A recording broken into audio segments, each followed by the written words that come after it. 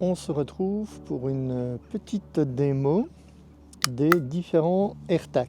Alors, j'ai l'AirTag d'Apple,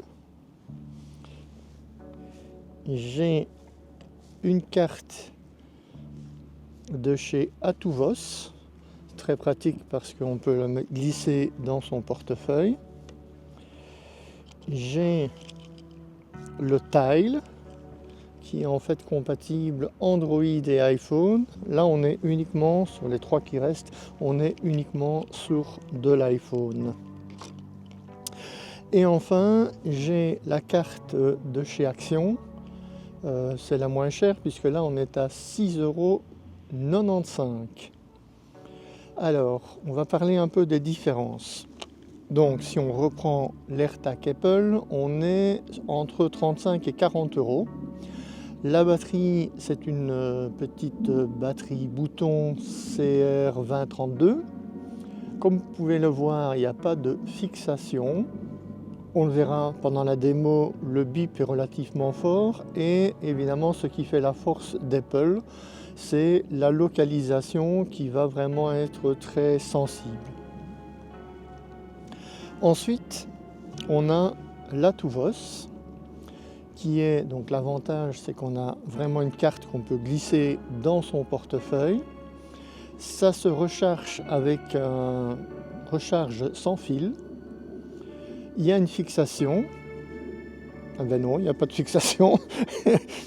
Qu'est-ce qu'on peut encore en dire? Le bip est aussi relativement fort. La localisation sera un peu inférieure à Apple, puisqu'on ne pourra pas compter sur la localisation de proximité. On le verra pendant la démo. La carte de chez Action, le prix évidemment super attractif, 6,95 €. Elle se recharge également via une recharge sans fil. Il y a une fixation, donc c'est pas mal fait. Par contre, le bip, on n'entend pratiquement pas. Et évidemment, la localisation, il va falloir se contenter de la localisation standard. Et enfin, ici, le TIL qui coûte 12,50 € avec une pile bouton, donc identique à celle d'Apple, une CR2032. Il y a une fixation, comme vous pouvez le voir. Le bip est correct et la localisation se fera aussi via Google Maps.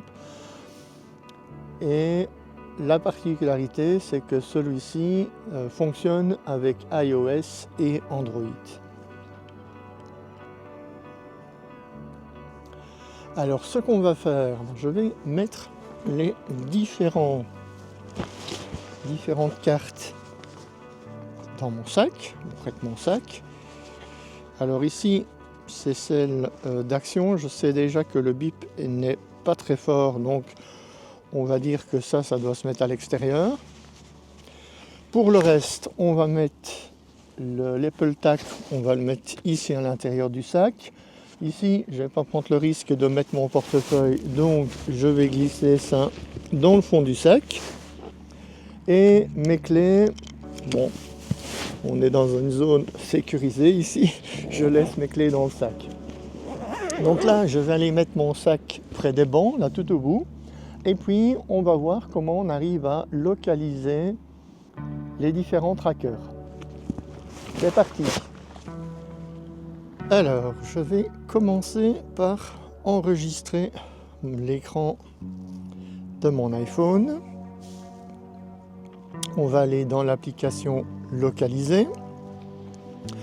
Et on voit que là, j'ai 3 appareils qui sont disponibles. J'ai l'AirTag d'Apple qui est situé dans appareil photo de Philippe. J'ai portefeuille et j'ai sac à dos étant l'AirTag de chez Action. On peut peut-être commencer par celui-là. Alors on voit déjà que les 3 sont situés au même endroit. Alors je ne suis peut-être pas encore loin assez. Et là, si j'émets un son, on n'entend absolument rien. Alors on va faire itinéraire.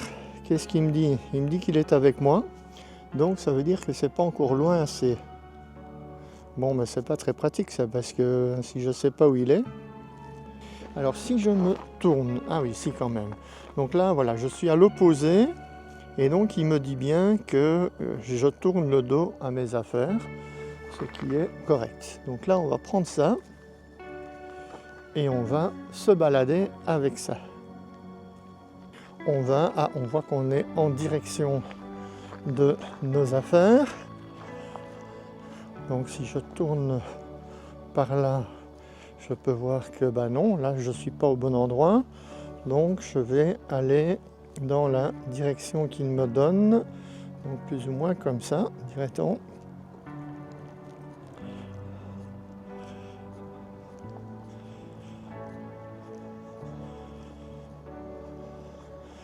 Plutôt par là, dit-il.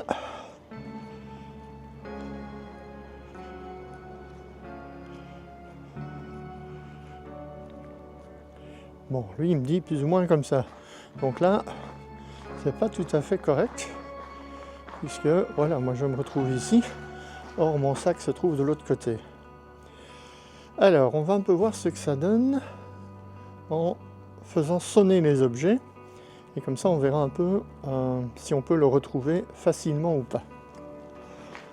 Alors, donc moi, je vais rester à cet endroit-là. Et je vais commencer par le sac à dos et je vais lui faire émettre un son. Vous voyez que on entend quelque chose, mais c'est vraiment très faible. Et là, le tracker est à l'extérieur. Donc ok, il y a moyen de le retrouver.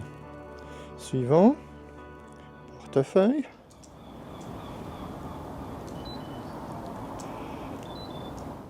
Là, c'est déjà plus fort, surtout qu'il est à l'intérieur du sac. Donc là, je dirais que c'est correct. Ok. Reste le tracker d'Apple, l'AirTag. Mais lui, l'avantage, c'est que je vais pouvoir émettre un son qui est quand même assez fort. Hein. C'est celui qui a le plus fort. Mais surtout, je vais pouvoir également localiser. Et là, vous voyez maintenant... Connecté, le signal est faible. Alors 5,40, voilà. Donc là je vois que je m'approche. Si je fais ça, voilà. Là j'ai la flèche. Il me dit, voilà, il est là. Voilà, on est à 3 mètres devant. Et donc là je vais vraiment retrouver. Voilà, parfait. Là je retrouve mon sac.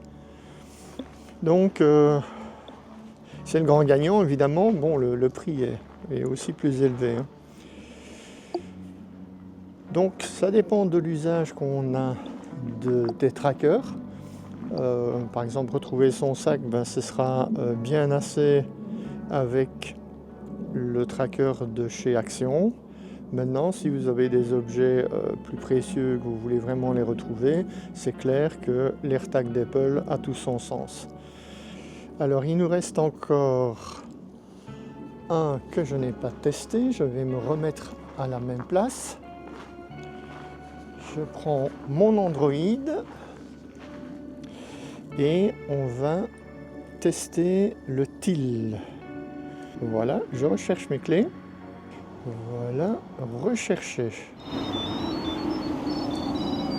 Et là, vous voyez que c'est quand même pas mal non plus, hein, parce que c'est à l'intérieur du sac et on l'entend vraiment bien.